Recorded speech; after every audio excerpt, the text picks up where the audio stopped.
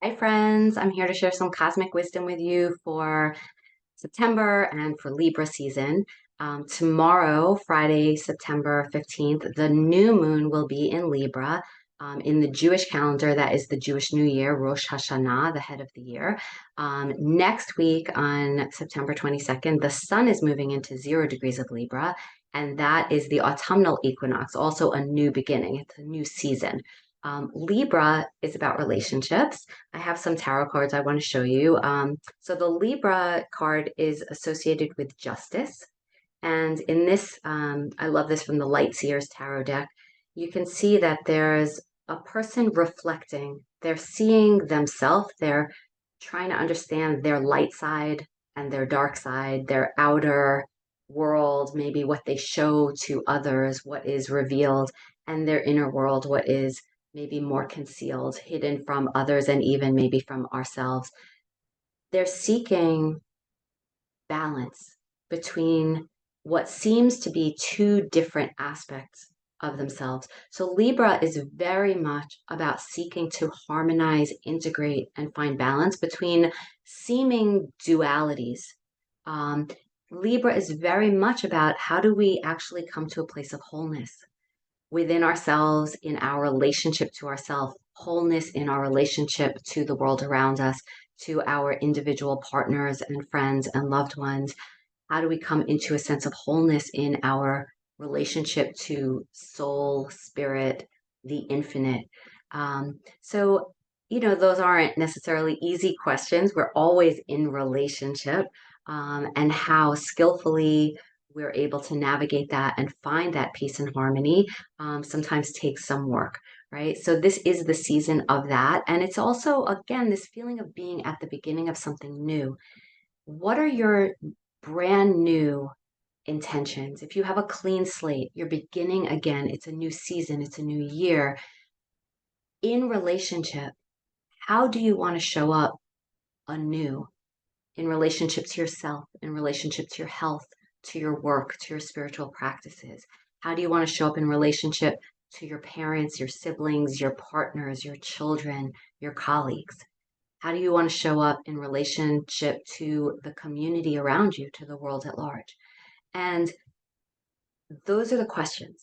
Those are the questions on my heart at this time of year, every year, as part of the cycle of time through the calendar, through the zodiac, right? Every season, every month, every zodiac sign has its own essence. And that's what I try to share with you, some, kind of deeper exploratory questions around that energy. This is another tarot card I really love for Libra season because it's the Ace of Swords. And aces are beginnings. It's all about potential, possibility.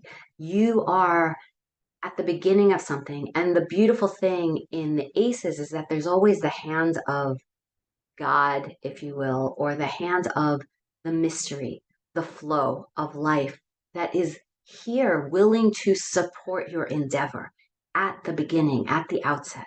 Like if you begin this new idea, this new way of being, this new way of thinking, this new direction or decision that you take, there's support from the universe, from the cosmos to lead to your success, to your power, to your strength and vitality in that.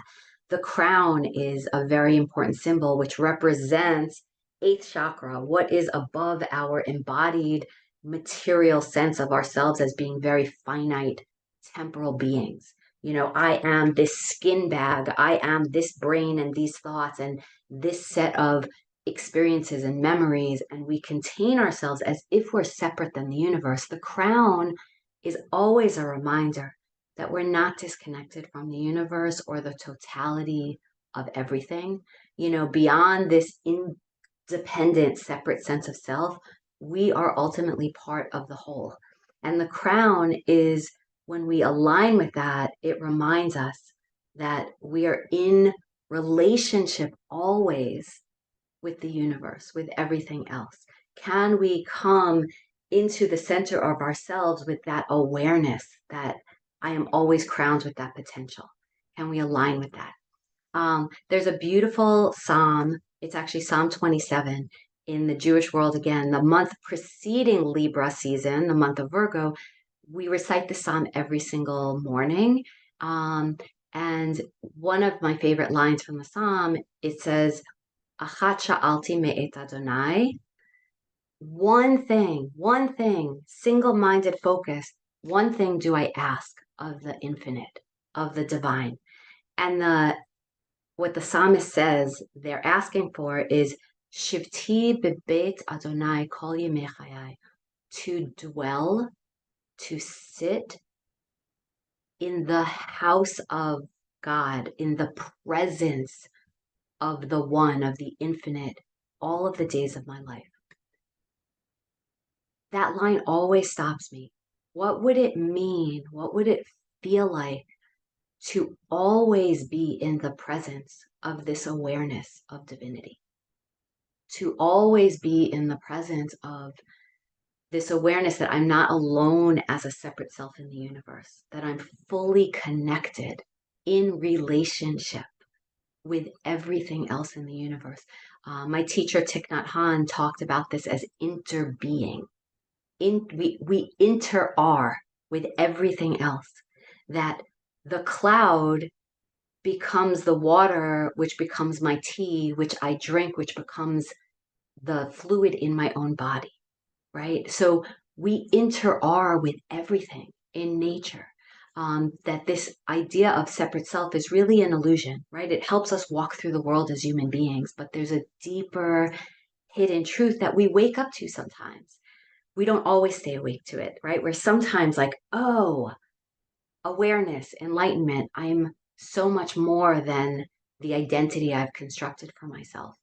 That a bigger part of my identity is like that big capital I, that big capital S in soul, you know? So this prayer is really aligning, like, I ask for this one thing to really be connected to the infinite. Um, how might we do that? How might we do that? So I know that you guys all have your own spiritual practices, whether that's yoga, meditation, qigong, um, I don't know what all your practices are. There are so many different ways that we connect with our own deeper sense of self, deeper sense of well-being, of wholeness. But I would encourage you this month of Libra season to really, really engage with those, maybe on a daily basis.